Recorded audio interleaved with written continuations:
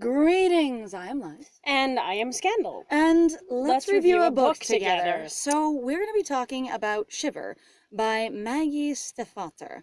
And we did not like this book. Well, the thing was, first of all, we both actually performed this book together. So if you'd love to go listen to that actually down the bottom. You're so right. excited. I'm so ready. So ready. We did this book actually in the same style that it was professionally produced, where each of us did one chapter, as the chapters are done in different voices. So we each took one character and divided the character chapters up. Between Sam and Grace? Grace, yep. Sam and Grace. So if you haven't heard our preview, we would love it if you would go and listen to it. Yeah, quite. And then if you... come back here, because this is really a full book review, because we lost it and went, this book cannot be what we have just run into. You've got to be kidding. And we went and we decided to listen to the whole escapade on audiobook. It was lovingly performed. I give many props to the voice actors because, damn... They worked very hard to make it really believable. To make it feel genuine, even as it was a confusing mess of whatever it is. So let's just start with, this book didn't work for either of us. It was challenging and painful to get through. And painful is used in this sense, like literally emotionally painful, because it was so complex. Not like, oh, I'm sad, I feel it, but like, I'm so confused, I'm so restless, I'm so frustrated that it hurts me. Right, it was so nonsensical, basically. That is a good it summary. was a carnival ride, it was a menagerie of pain that wasn't even the fun kind of... I read this book because I love angst. Yeah. I was like, I read this book and felt like I wanted to dig knives into my ears. It was like, pretty for bad. me personally, this was so disturbing. Like, as an example, the beginning of this book is painted as a rape scene. It really I am is. not even kidding you. To me, this uses the same kind of language, same kind of tone, same kind of grim, disgusting sensation of this is a young adult romance book, opening with a rape scene of a young, like 11 or 12-year-old girl by a pack of wolves. This is nasty. The only thing missing is any actual sex, but all the other imagery is there of the body jerking around, her feeling helpless and stuck in herself. The I should be fighting back, but I'm not. I stare up at the sky and kind of pretend it's not happening. Oh, God. Like, it's all there. And then the love interest sees her being essentially slowly eaten by his pack of wolves and falls for her. Like, after he establishes that she's alive, she's the most beautiful, bloody angel that he's ever seen on the ground. Like, she's gorgeous. So you have him, a year older than her, so he's young. But in his wolf form, he seems to be much older than that, though it's never clarified. Through the entire book. It never clarifies whether their human ages correspond to their wolf ages at all. They all just seem to be adult wolves, bar none. Yep. And there's no worry about the fact that, you know, like, he's 18 later in the book, of going like, oh, that means your wolf is 18 years old, which usually I think around that point wolves actually start That's winding pretty down. old for a wild wolf, honestly. Yeah. I think they usually have like an average lifespan of 15 to 20 years. So that is in your twilight years of a wolf. Yep, and going, oh, he's fine. You're like, no. He's fine. Anyway, so we don't know how that works. There's also, so really, like, let's be honest, this is a child instantly gaining a romantic and sexual attraction towards an animal. Yes. Period. I don't care. She doesn't know that he's a person. No, and she specifies that she really believes he is 100% a wolf. So you move from this sort of, like what is the related to seeming like a rape scene? Oh, I don't... Symbolic rape scene. Symbolic is what I'm looking for. The Yep. symbolic rape scene into her surviving it, and that... I have fallen in love with... But Grace, as her full introduction as a character, as our heroine, as our protag, is romantically and sexually attracted to what she believes is a fully natural wolf. And we know she has this attraction, because it actually does even come up in the book where she does try to go, and she kind of hopes that he's more, because she recognizes she is attracted to an animal. She doesn't even actually make it clear that she hopes he's more, she just pretends he's more sometimes. Right, I know. In the same way that you can pretend your favorite cartoon character is a real live character that you can take to bed with you, she'll sometimes pretend she's a wolf and they can be together, or that he's a person and they can be together. Which again, though, to me, for how I kind of heard it when I could sort of drag myself out of like the cesspool of like I hated myself while listening to this, it was really of going, she really, to me, it sounded like she was kind of hoping in the end, sort of, that he would still, he would end up being a person. Because this is supposed to be a romance between a girl and a werewolf. Yes. And so for 6 years,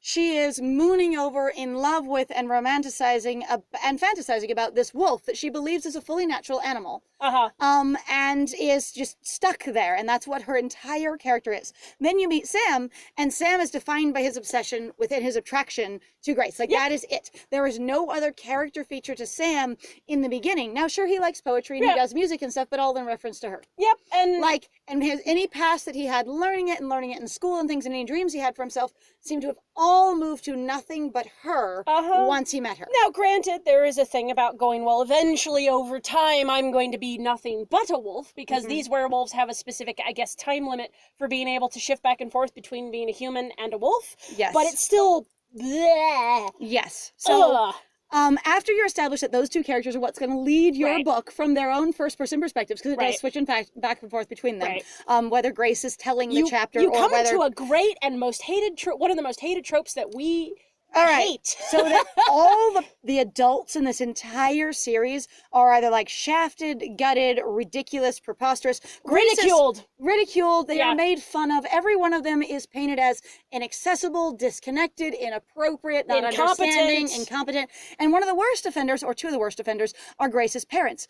However, Grace's parents are painted through Grace's eyes, and she constantly describes them as being inappropriate and uncomfortable and she babies stupid. them. She babies them like crazy, but she's the adult of them, weirdly enough. But the other exposition doesn't support that. And the parents are written ridiculously. Like, her mom acts like a 2-year-old in like 2 scenes, like the dad going, "I'm gonna get you, you get a studio," and she jumps up and down and claps her hands, and there's this weird sort of experience of her acting like a little and him acting like a dom in like 2 seconds. Yeah, and we're strictly talking about a weird, and again, I don't mean to insult that community at all, but it's the only comparison I really have for going, there's a weird level of like Grace not knowing what's going on and going, what me as the reader looking at going like, this seems like a really almost potentially could be healthy. I don't know, because this seems Grace like an incredibly personal performative display by her parents in front of her. Right, but it feels very much like the daddy / little, or dom and submissive, just like, it's really uncomfortable. And so either the mother is written as this sort of insane parody of of a sort of traumatized and thereby artistic and emotional manic pixie dream girl kind of person, or she's written as a little and her husband's the dom. And again, you can just no, that's not bad. I'm just saying that those are the only two ways I can interpret it and say that they might be real people that have any amount of substance. Right. Because none of the adults are written with any substance. And even when you run into some of the adults in the book, and this will segue into the next point, they are all, like, any professionalism they have is shafted as well. The portrayal of like the law system, or like the police force and the cops immediately does the same thing of they are incompetent, they don't follow their own rules, they don't have a rule system. And even when the police character is introduced in the classroom as hey, a policeman's come to talk to you, you can feel immediately that he's a throwaway character. Like, you can feel it. Both of us were like, this character's never going to recur. Why are we describing him, telling about his dreams or anything about him? Well, he's only there for one thing. One of the stupidest things that I felt about him that was there, I'm so offended by this is also number one, he's not only introduced, he's introduced as also he's a young new cop. Yes. And then also like all the kids in the room, because he's there answering questions about a murder, a supposed murder of a student. Well, he was just talking about his job, and then they push it to that. And then they push it to that. Yes. And the students all notice really strongly that the teacher basically tries to manipulate the hell out of him into going, no, what I'm looking for, though, is this thing. And then the teacher straight out lies to him in this manipulative woman stereotype kind of thing, going, I will emotionally manipulate you, and I will try and, manipulate you with even my gender and my position to just break your standard of not telling us. And also that he's young and he's dumb. And he's gullible. So much weird also, like hyper-aggression and Anyway, so it's very uncomfortable, and they continue to paint the very limited experience of the law through him, through this incredibly gullible and pushover young kid who nonetheless really wants to succeed in his chosen profession of cop, because the next thing you see him doing, without any more connection to him as a character at all, is helping basically a band of other adults illegally go into the woods and try and shoot the wolves. Because that's exactly what the Because damn some other is. adult has gone, hey, you should help us do this, and since he's a pushover, he does. Right. All right. Grace's character, she herself going away from the adults, which basically every adult in here is a throwaway character. It's terrible. Grace is somehow known community-wise as the wolf girl, like a wolf nerd, like you're the Transformer nerd, you're the anime kid. Right. Except for she knows nothing about wolves. She has Which no is interest so... in wolves. She Which is, doesn't again- know about their ecosystem. She doesn't know about their life cycle. She has no interest in wolves, wolf books, wolf things. She has Nope. interest in her specific wolf that she's obsessed with. Which is, again, that thing of going, all she is just a rampant zoophile, and all she wants is basically this one black wolf with the yellow eyes that she adores to hell and goes, you know everything about wolves, except she really does know jack squat about them. There's no any further questions brought up by the fact that this particular wolf pack that everybody knows about near this small town yes, that has the same exact members every single year, they never have puppies? Can we talk about how they never have puppies in this entire freaking wolf pack the whole for pack years? is known, by the entire community and recognized as the wolf pack of Boundary Wood, and yet none of them ever breed and they don't make puppies and there's no new ones. And obviously they're werewolves,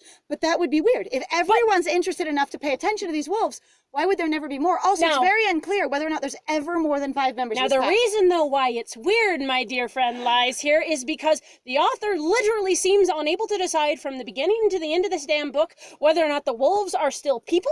Yes. Or whether or not they are wolves. But as So far as we can tell, they really are supposed to just weirdly be animals when they transform into their animal state. But for some reason, Sam is kind of still a person, but he still mostly kind of acts like I don't know. It's so creepy. This is one of the larger pieces of dissonance that pulls both of us out of the story really, really hard. There's so much inconsistent world building in this book that it'd be hard to list everything that there is. But as far as the wolves were concerned, Sam consistently describes, I'm fully, completely a wolf when I'm a wolf. Over and over again, except for then he also displays and functionally puts through that he's not. Yep. He can recognize her, but he can't. He knows her, but he doesn't. He remembers his life, but he doesn't. It's both. It's either a ridiculous fever dream where he literally can't understand or decide, or he's actually a wolf and they should have been, behaving like wolves and appropriately breeding during breeding season, hunting like wolves, moving to a new area if there was no food. For some reason, they say stuck in Boundary Wood. All right, anyway, so Olivia, Grace's one of Grace's 2 good friends, and probably her closer friend, because Olivia continues to be interested in the wolves, which is the only thing Grace ever talks about. Except she kind of isn't, which is weird, but she does take photos of them because she's the photographer. Other weird artsy friend that we never also get to know. God, Grace's friends are so underdeveloped. We don't learn. Yeah, they're super underdeveloped. Basically, all the other characters are really underdeveloped. Trash. They're like little weird accessories to Grace's weird hyper obsession with Sam, aka most of the time he's an animal, until he spends most of the time then as a book desperately trying to avoid turning into As a boy, not a book. I don't care. It's okay. It's a boy. Anyway, so then you get Olivia actually having a character arc, which is super weird because we've been very disconnected from her. We don't know hardly anything about her. Grace almost never talks about her. And then at the very end, she suddenly has a character arc that is like, where the hell did that come from out of left field? Like the author suddenly remembered, there are other people that I'd like to carry off into the next book. So I need to do something with them. And like the wolf pack itself is crazy inconsistent. Who's together, who knows each other, how many members are present, who aren't, who's human, who's not. But with Olivia, you get this experience where at the end of her arc, it suddenly explains that she's been into wolves the entire time. And somehow her friend, who's not a wolf nerd, really is just obsessed with her one wolf, missed this deep, profound piece of her friend's character. Even though they shared wolf topics together, even though she was the, quote, the only person who would still listen to Grace about wolves and continue to take pictures of them and catalog those pictures. Except that they got into a huge damn fight about it. All you ever talk about is wolves. And she gets mad, and then it's like, but you've apparently then been... So the thing is, I'm saying, like, the consistencies of these characters is garbage. They are paper thin, they are made up, they are joke characters. This whole book, though, feels like a joke. Okay, and then if you get into the world building of, like, the area, the regional world building, the size of the town in the woods seems ridiculously small. Like, you never get a good picture of how big this town is at all. Like, they could basically have a one-room schoolhouse for as much as it's described what's going on there, except for the fact that everyone drives their own cars to school for the most part. I know! And a bus is mentioned at one point, which could be the only bus in the entire county that picks up every kid in the entire high school. Right. Like, there is nothing there as far as, like, feels so how big the town is. Like, it feels empty. It feels there's something like there's a bookshop, and there's maybe a place that you go shopping, of which actually nobody goes shopping, even though Grace is, like, having to explain to her stupid, inept mother of going, yeah, Mom, this is what food is. Like, there's literally a stupid scene where Mom goes, I don't know what this is. And you're like, I want to throttle these characters. What is that gross thing in the fridge? It's a piece of tenderloin. It's meat, Mom. Oh, ew. Like she's never seen uncooked food in her entire adult life. And then going, Grace is constantly preparing things from raw, whole ingredients, but she never shops. And if her parents have no connection to raw, whole ingredients or that kind of cooking or food, which she established over and over again, where is this food coming from? How is she getting it into her house to cook it? And I completely forgot. I guess there might be a car shop there of some form or fashion. There's a used car lot. Used car lot. And junkyard. It's a combined one, suggesting really tiny town again. Yep, again, but also that thing of going, because her parents, as being crappy as they apparently are able to actually help Grace out when her car dies and go, here, just have a card. You can go get your own car kind She of already thing. has a card. Now, it's never explained that they pay her bill, that she pays their bills or handles any of the finances at all. But it's really implied to me. She has a personal credit card that she can use for whatever she wants. And she's like, we don't have a ton of money, but I really am not very expensive. But like, she doesn't interact with their finances as far as anything we can tell, except that she can buy stuff whenever she wants to. Right, which leads actually really well, honestly, into the fact that, honestly, God, okay, so talking about resource-wise and what the heck is going on with the town, so the wolves themselves constantly keep going, we have to stay here, and it's like the area seems so tiny. It seems like it would not sustain you. It seems like you would have had way more issues, way more problems. You would have had basically, natural animal reserve, You would have had people from the forestry service coming in to help these starving feral wolves that are there every single year, because it is described over and over again that there's not enough food in that little tiny strip of forest. And the reason they all ended up mobbing her in the beginning is because all of them were starving and they would run out into the city to eat trash, and one of them got shot at when that happened. And them going, so we made this decision never to leave the woods as wolves that can't make that decision, but also kind of as people. I know! And it's never made clear again which one is which. And so you got this experience of them going, we will never leave Boundary Wood. There's a house here we can be humans in. But why wouldn't you be wolves somewhere else? And I'm not even talking about environment or cold or going, it's a really cold winter, so it makes us into wolves because of the canon of the book in the early half of it. But going, why wouldn't you go somewhere that you can easily and comfortably be wolves safely while you're wolves? Right? All right. Grace just continues throughout the entire thing to undermine her parents over and over again. Like, okay, so both Grace and Sam are constantly curious about the cold. Okay, so we haven't talked about the cold. We'll talk about the cold. So the major point in this book is that what makes you turn into a wolf when you are a werewolf is the temperature dropping low enough. Right. So at a certain point in the year, once it hits a certain amount of coldness, you turn into a wolf and you stay a wolf all year until it gets to a certain amount of warmth. Except until the author changes their mind throughout the book. Yep. And they seem to change the standards for this like 3 or 4 times. First, it's when it gets to a certain amount of cold during the year. First, it's when you're exposed to that amount of cold at all. Next it is. And then after that, it's like if the temperature drops low after you've been in warmth long enough. And then it's if the temperature changes at all the longer you've been human. And so it goes more and more to basically, in the end, well, we've told you what the rules are for changing him into a wolf, and you just have to keep him warm. What we've also then told you is that that's not allowed, because the longer he stays human in the warmth, then any temperature change at all downward, even of 2 or 3 degrees for half a second, instant wolf. There's a stupid scene where Sam actually, I think, talks about the fact,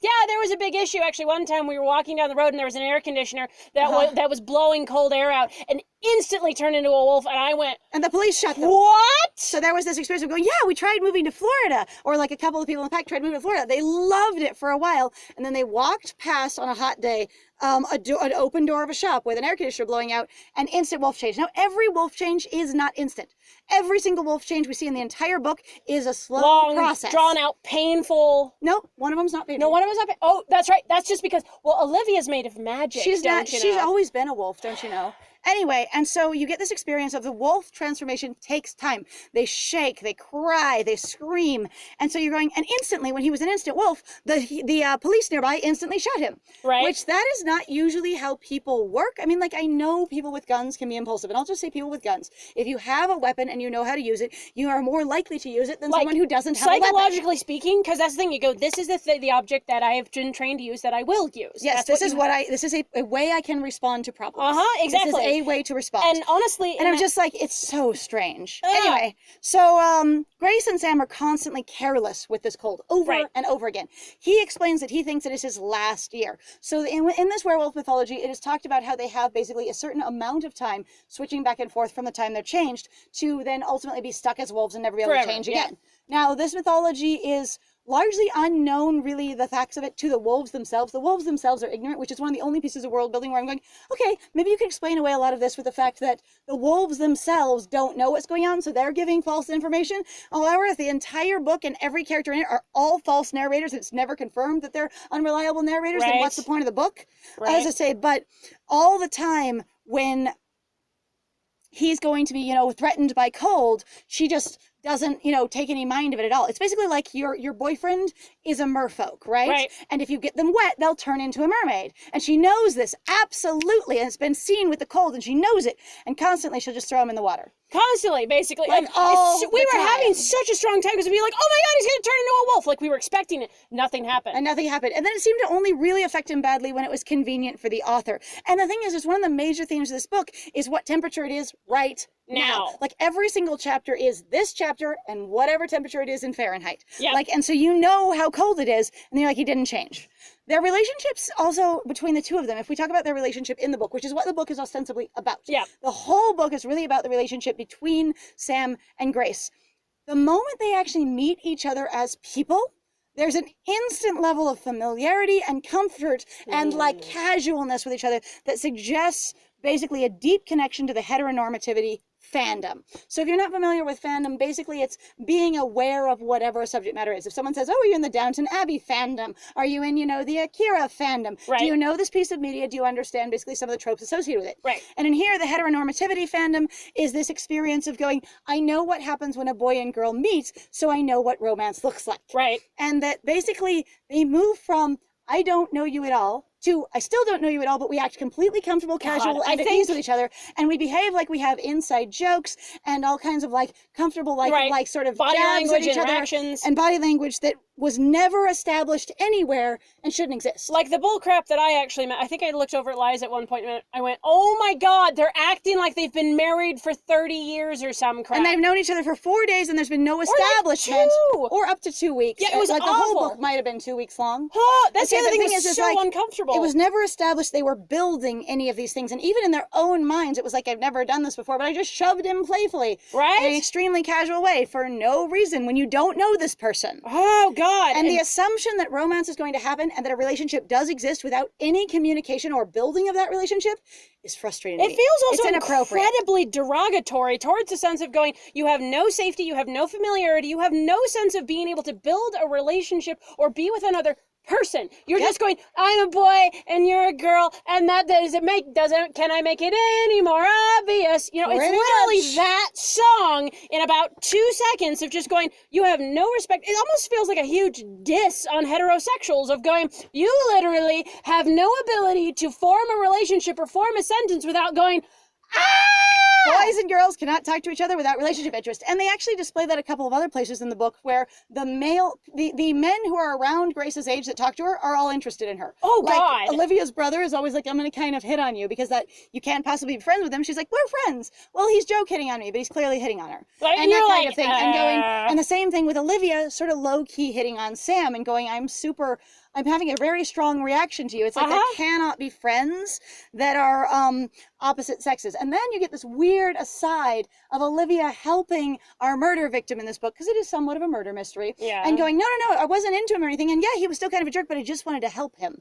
And that is the only example of potentially a sexual romantic interaction between opposite sexes. That she's terrified of him. Oh, she is. He threatens her and she just keeps going, no, but I'll help it. I'm like, this is so abusive. All of it is very abusive, assumptive, or hollow. That is what it comes down to. Let's get to the wolves now. The wolves as wolves. Every one of the werewolves seems ridiculously nearsighted. Like super nearsighted. Like the first time we meet Sam, he cannot, he's like, I don't recognize Olivia, but I can smell, not Olivia, Grace, but I can smell her. Once she moves her hair up into a ponytail, it kicks up enough scent into the air that I can smell her. Soap. And over again. Soap. Everybody smells like soap. Like every good smell of a person's body is like, you smell like soap. They smell like soap. And it's not even like scented soap or anything. It's just the positive good person smell is soap to this author or to this book anyway. And then the interesting thing after that is they confirm it over and over again. Like when he's a wolf, he can't recognize her when she has a hat on unless he can smell her. Like his eyesight is terrible. And all the wolves' eyesights are terrible. It seems And I'm like like, scent is the only sense they have. Like, do they you don't use guys any of their other senses. know any? That's why I'm also like, for me, I felt honestly, Maggie Stiefvater had no freaking idea what wolves did. How wolves work. How they function. It was like this weird sort of like, I have the idea, like the horse girl idea. I love horses, or I love this thing, and it's just all over my walls. I don't really know anything about them, but I love the features of them. God, look at how much I love this thing that I know nothing. It felt Wolves like are so romanticized, therefore I'll use wolves. pep, you know, or that thing also. So weirdly enough, I feel almost like this is like a cultural appropriation sort of thing of going, I love kimonos. Watch me wear kimonos thoughtlessly and all the time at certain points that literally have nothing to do with the nature of like wearing a kimono. While wearing kimonos themselves is not inherently appropriative, it's like you're wearing them at incredibly inappropriate times. I'm going to wear it to go to a bar. I'm going to wear it to go out and do this horrible, you know, like just these things that have... wear it mountain climbing. Right? And you're like, what are you doing? But also you just don't understand the function of it. Like, it didn't seem like the author understood how wolves work, or she just decided that her werewolves only functioned from scent, that their other senses didn't really work very well at all. And once you were in wolf form or out of wolf form, once you became a werewolf, scent was your primary sense. So then after that, of the various things that keep making this book challenging to get into or challenging to really connect to, the dialogue falls apart several times. And this can actually call back to like them having an artificial relationship where sometimes they said things to each other that sounded a little bit like inside jokes or very clever lines, but it didn't line up with anything either of them had ever said before. Right. And also a period where the author uses like big or fancier words that the character never uses. The language otherwise. alters drastically. Like, the language will alter dramatically for one line or one sentence, and it feels like the author coming through with this sounds clever or fun rather than something the character would say or do. Right? And it was really jarring sometimes. You'd just be like... You'd stop and go back, like, is that really what... Did I miss something? Right? It was very bizarre. Like, damn. And so for me, that really what that was is it just felt like the author overwhelmed the characters a few times, even when you were trying to get a sense of character. In reference to all the people being like paper thin, all the characters' motivations feel really hollow and unplanned, disconnected. There's not setup and payoff for many of the moments that could. So when I was looking at this book and going, hey, how could this be better? In the way that some people do, they go, hey, how could I make it better? Like, there were a number of times where there was setup that it could have been an adorable payoff, but it does something completely different. One of the things is she spent a ton of time in her backyard, all the time doing whatever she could think of back there so she could stare at her wolf. Like, for 6 years. Every time it hits fall and all the way through the winter till spring, she would be in her backyard as often as possible, as much as she could stand the temperature, so that she could be around him. Right. And at one point, he's like, you were always reading in your backyard. What did you read out there? And instead of her going, let me be flirty and playful and be like, it was because you were there.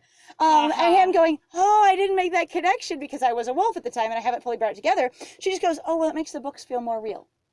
So like there were a lot of times where there was setup and it could have created a more genuine connection between the characters and had a more organic sort of flirt or like friendship building experience. And the author never seemed to take advantage of it in any way that I could access. And you'll have to excuse me for not really talking so much because I really like strongly. So for me, I'm just going to be honest. Shiver was a piece of shit. Like this book was unbearably bad. Not only do you have stuff like that with paper thin motivations, you have every character not really making any sense. You don't really have a lot of follow through. The dialogue basically goes off all over the place. There's lots of problems in regards to like, for example, the goddamn werewolf leader. Yeah, Beck. He was a piece of trash. I'm sorry. He was like, an it was awful disturbing. I was like, dude, you're a manipulative, you're abusive. We had him talking about basically he's ripping children out of, well, they were in a bad situation anyway, but threatening them with going, I'll throw you right back where I found you if you don't behave. This guy was nasty. The problematic character in this book, and I don't remember her name right now, she's the wolf that's interested in... She's the white wolf. She's the white wolf, and she's interested in Sam and going, you know, we could lead the pack obsessively together, and we could be real We're wolves gonna be mates, together. And it'll be awesome. Mates. And wolves make so much more sense than reality does. She was deeply and heavily abused. He pulled her out of her home and turned her into a werewolf because they were, you know, basically sexually and physically abusing her. And then the first time she does something that makes Sam really uncomfortable, he threatens her with shoving her back there, which is so deeply inappropriate, so manipulative, so dark. Like, not only does this guy do this to this kid, though, he's like, I hunt down people and I turn them into wolves, and it's like, why don't you just stop? Why don't any of you guys just stop? If this world, like, because honestly, I was like, what's the benefit of being a werewolf? Right. Why keep increasing or building the pack? You have no goal, you have no plans, you have no structure, you have no order, you have nothing you're working towards. Well, some of us are going to be wolves all the way now, so we need more people that can change to human. Why? Who the hell cares? Wolves do fine when they're just wolves. We don't have all of our wolves completely extinct because they don't have humans. It's completely lost any amount of motivation. So a lot of times in basically fantasy, supernatural romance stories, there's this thread of thing of going, but you could lose your humanity, but the trade-off of also going like, well, you will kill people or whatever else, like for being a vampire, right? Okay. Let's talk about Twilight for 2 seconds. The biggest thing in regards to that was going like, you have this thing, you could lose these things, but your benefits are you live forever, you look great if that was the age you look great at. Right. You will never, die as long as you don't do certain things. You don't get sick. You don't get sick. You don't lose your memory. You don't get a lot of degenerative diseases. I know, and I'm like, there is no damn benefit to being a werewolf in Shiver. Period. At all. It doesn't I'm like, give this you guy anything. basically just sounded like a perpetuating abuser. We're going Yes. like, it just needs to keep happening. We need to keep existing, and we need to because I need it, and because I am here, and I'm like, this guy Beck was so uncomfortable for me. Like of all the characters that got character development, and then her trying to redeem him at the end. At the end of his very, very small exposure to us, he was painted as the only good adult, the only adult that actually had any competence to him. Which is as much as he'd horrifying. done horrible things and been terrible, the fact that he's going, well, it's my last year as a human, and I'm really sorry for what I did to Sam, which he did turn against his will in a pretty horrific fashion. And he stole him. It was child kidnapping with Sam. He literally admitted, I wanted a kid like him because my wife had died and we'd never had kids, and I went, he could be my son. It was child abduction. And he literally admits to it. And then because he's like, well, I'm not going to be a human anymore, Grace essentially forgives him, and you're supposed to absolve him as a character going, okay, you weren't a bad person for being abusive and inappropriate and aggressive and controlling everybody. And continuing to do this over perpetuating this abusive cycle years. and trying to, whatever else you were doing, it's fine because you're not going to be a human anymore, I forgive you. You're not, turning into a wolf isn't death row, and you don't get forgiven just because you're dying. It's ample punishment for you, honey. Yeah, I'm like, it's oh, not. God, gross. It was really unfortunate and it was inaccessible. You don't just forgive someone for stuff like that just because. The author changes their mind about the werewolves all throughout the book. So we touched on this earlier, and just in reference to Beck and sort of making new werewolves, right? Which he does at the end of the book, and they disappear. Like he makes 2 new werewolves, and they disappear. He tries to make 3. One of them dies and becomes a corpse, and there's 2 of them that theoretically succeed, but they disappear. Yeah, they do not exist after the scene in the back of the truck ever again. It was so horrifying too. I was like, oh my God, this is abduction, serial killer, horrifying bullshit. And that tone is never really put down.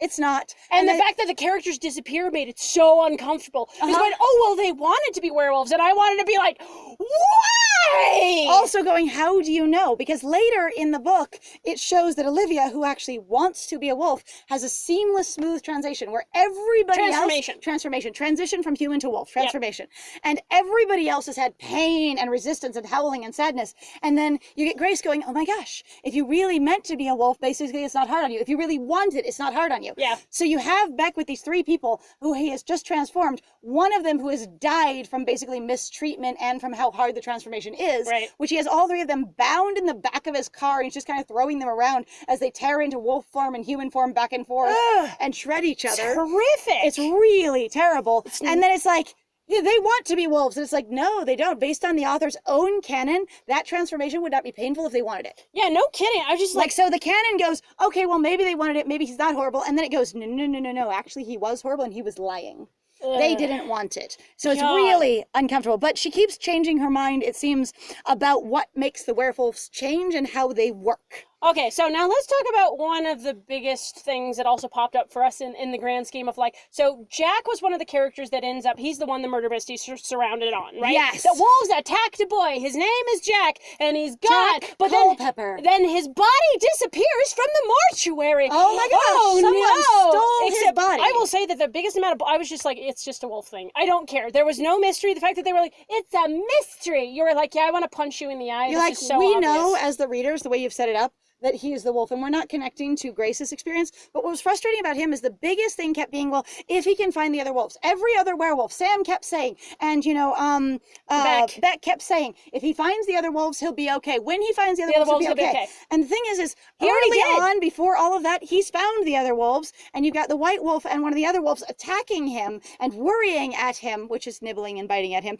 and harassing him, and then chasing him away. So you've got the leader of the wolf pack saying, well, when he finds finds the wolves, he'll be just fine and they'll bring him here. And you have already confirmed proof, witnessed by Grace, that he has found them and that they didn't want him. And Grace totally ends up going, oh, that was the wolf, except for the fact that she seems to have completely dropped that incident with the wolf and that's clearly Jack. And she never mentions it. There's empirical proof presented to her over and over that this is the Jack wolf. She makes a connection of, I remember the Jack wolf. And then everybody going, well, when he finds the wolves, and she never once mentioned, oh, he already found them. Because they keep going, we need to find Jack because Jack is causing problems. He keeps appearing and people are worried that they're going to get found out and going to get shot and everyone is, because they've got the people going into the woods. Be a problem. And people are going to hunt them down kind of thing. And it's like, this is so stupid. And then when they decide to go, hey, we're going to be able to help them, they come up with this convoluted plot of, let's go infect some, what was it, meningitis? Let's use viral meningitis, which gives you a really high fever. Because Grace was bit and didn't turn into a werewolf. And the only thing I can come up with is she got a super high fever and then didn't change.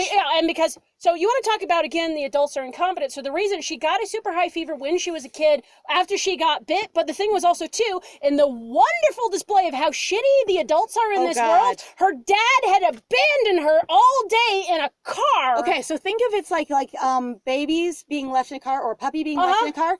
He leaves his 11-year-old kid in a car while who is sick enough that she can't figure out how to use a door or open a window, and she just about dies in there on a hot day. So you got a parent that's not only leaving their and they treat it like leaving a baby in a car. Yeah. Like they don't treat it like, she was locked in the car or, he didn't he didn't know she was there. He forgot she was there. It's not like, oh, my 11-year-old's in the car, they can take care of themselves. It was like I forgot they were in the back seat and locked them in the car and they almost died of heat stroke. Right? So, and then this was just fine. And again, though, I'm like, so we're like, are the parents competent? Who knows? Because the author can't make up their mind either. But it's like, okay, so then they go, okay, so we have this information. You need a really high fever, and maybe it'll burn the wolf out of you, right? Because the wolves are associated with cold. Right. So she still seems to have a little bit of, basically wolf sort of instinct in her. Right. And she does sometimes use her nose for things the way they use their nose for everything. But it's inconsistent like everything else. But what happens, though, is they get this viral meningitis, right? She works together with Jack's sister. I think her name is like Isabel or something like that. I think so. Because, we're totally making nods to Twilight here. It's fine. But basically what happens is that they infect the kids, and then Jack gets super, super sick. In fact, he gets really so sick, they go, oh my God, he's gonna die. And we're like, take him to the hospital. Take him to the hospital. And his sister take him to the hospital. But he's supposed to be dead. You can't take him to the hospital because everyone thinks he's already dead. Okay, just tell me one instance in real life where you bring someone into a hospital that was pronounced dead a week ago and they go, oh, I'm sorry, they look like a dead person. We can't treat a sick person. Our Hippocratic oath doesn't mean anything. Our desire to help people doesn't mean anything. I'm going to see the sick person and just go, damn, he looks like the president who was assassinated last week. Isn't he supposed to be dead? Let me talk about that and forget about that and call the news and the cops instead of trying to help this dying patient. Because, I don't care about people. I haven't gotten invested into my job or it made no sense. There was this, both of them agree as children, as these young, near adult teens going, well, there's no way we can take care of him. There's no way we can help Jack. And, Grace, our protagonist, is just like, well, I guess you can't do anything because he's dying here. Maybe I'll give him some painkillers so it's not awful while he's dying. Then I'm like, also, how did his sister dispose of the body? Because she now has his he does die in her basement because Jack dies. And she's like, and then it's like, they never address how she disposed of the body. It can be very hard to hide a body, just so you know. And if she didn't succeed in hiding the body, then you've got coroners looking at the body going, this body died a couple days ago, so not died in the morgue. So then is this, what is this? But also going, it is illegal to steal a corpse and your sister is in trouble. Yeah, pretty much. Yeah, wow. I guess in the end, let's be honest. So this book really wasn't accessible to either of us. So if we had to wrap it up, it's really like the things that we like about books, this book could not do. In the end, it was really honestly the story about a young zoophile who was rewarded with a relationship with an animal in the very end, and it turned out to be a person because, her obsessive and singular interest in him and that he needed to be a boy because otherwise that would be creepy. Right. And honestly, in the end, I was like, I don't know what the crap is going on. And honestly, so Lies at one point was like, I am so desperate. What the hell is this about? Basically what I did is sometimes you try and step outside of yourself and you go, you know what? We don't all relate to each other all the way, all the time. And I went, the only thing I can come up with based on what I normally connect to and like in literature is that the author was just going for an emotional experience, that their only intention was to give you an emotional ride. And so the rest of the peripheral details didn't matter, because if you're on an emotional ride, it doesn't matter what the world's like. It doesn't matter what's going on. You're just feeling. And I can't access that. And without world building, neither of us can really access it, because in your real life, if there's no weight or consequences or connection to what's really going on the outside, if there's no rules to your reality, you can't really have strong emotional reactions to it. It's like the mysticism or the basically mismatch of a dream, and the strange disconnection of going, you can be have emotions infused to you to do, well, you know, in relation to the imagery, but in the same way you can have a nightmare where there's nothing bad going on at all. It's just the emotional space. Like it doesn't have the same weight as reality. But you have to also realize if the author was truly just trying to go after an emotional experience, you've got history to back up that emotional experience. So the author insisting, as far as we could tell, that this was purely emotional, that this whole book was about having an emotional experience of a relationship that was tragic and sad and whatever. So that was the only thing I could guess. And then we went and we looked at an interview with the author, and she confirmed that what she wanted to do was an emotional experience. Yep, and she had based this off, drum roll please, The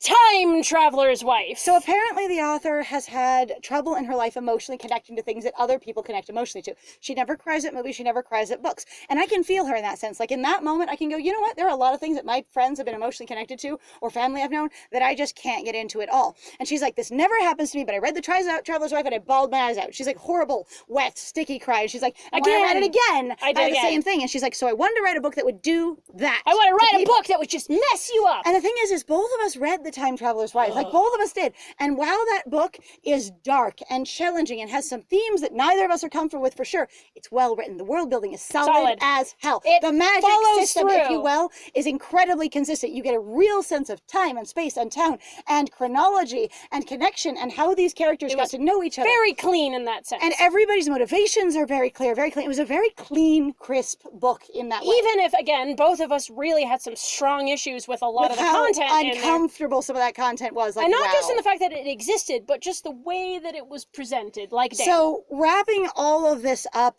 if you like world building that makes sense, if you like magic systems that are predictable, if you like relationships that are built off of something and grow over time, if you like consistency in your reality, if you like deep, complex characters, this book is not for you. Period. It doesn't have any of those things. And anytime your creative mind, at least for me, starts going, well, maybe this is this other overarching thing that will make sense, the author sort of shafts you again, going, no, that's not the rules. That's not how it works.